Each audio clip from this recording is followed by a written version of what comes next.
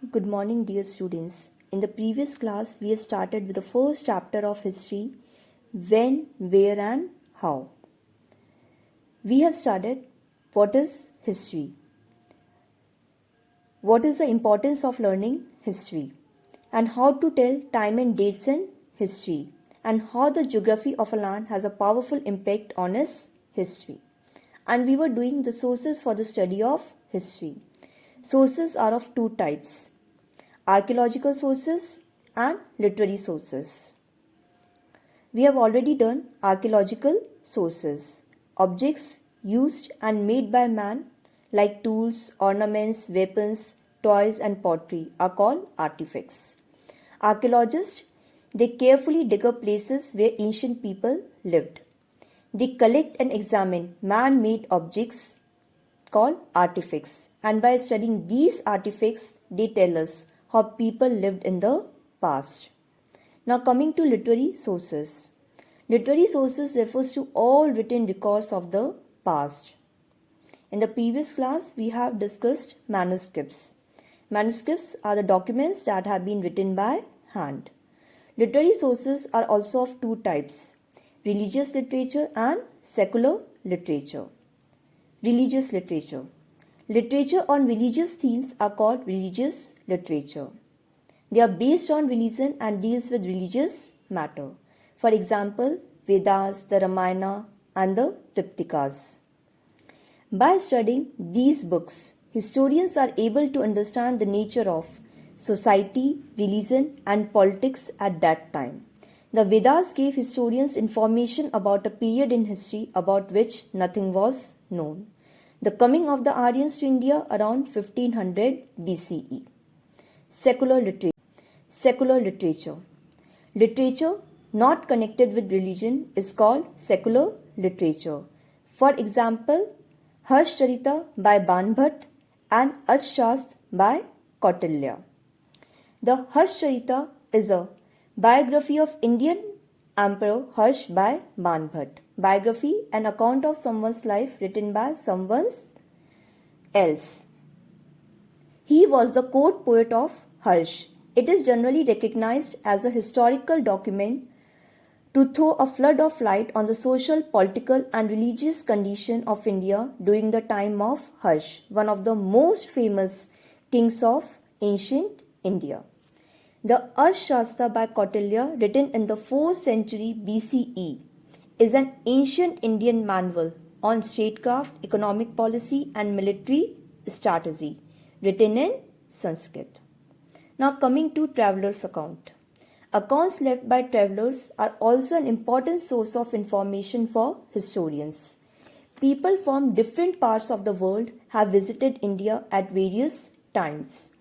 Xuanzang was a Chinese Buddhist monk, scholar, traveler and translator who travelled to India in the 7th century CE during the rule of Harsh.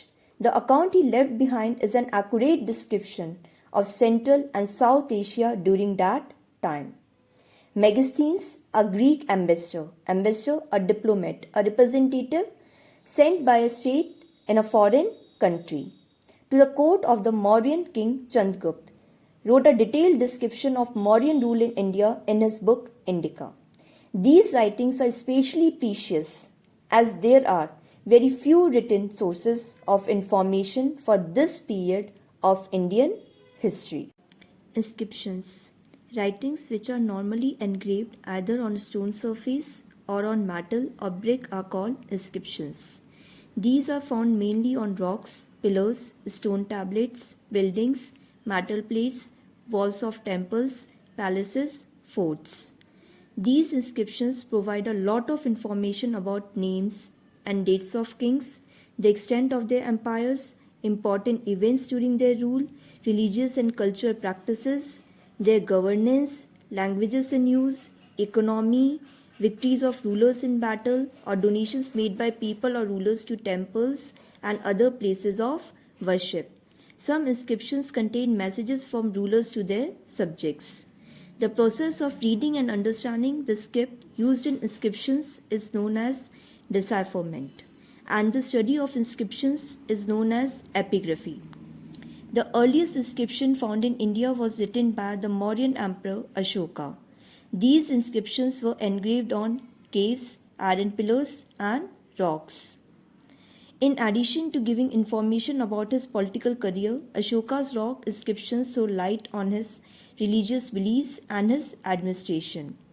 The inscriptions found in India are mostly in the Brahmi script and the Prakrit language. Coins and seals. Coins and seals are a useful source of history. The study of coins is known as numismatics. Coins were issued by the ruler of a country to enable people to buy goods and services. Early coins have been made by using a variety of metals like gold, silver, copper. During Gupta period, gold coins were found in abundance. It shows economic prosperity of Gupta period.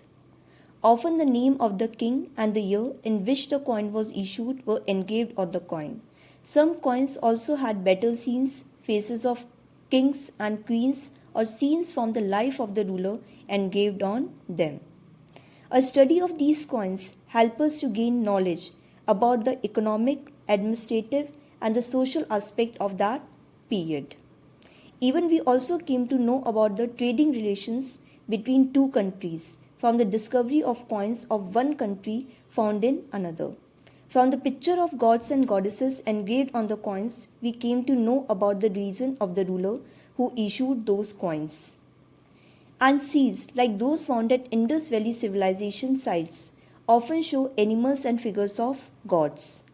Children, see the seal shown in the image.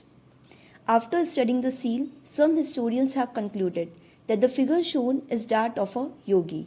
They have called the figure Pashupati, the lord of animals, and say that the people of the Indus Valley civilization worshipped an early form of Shiva.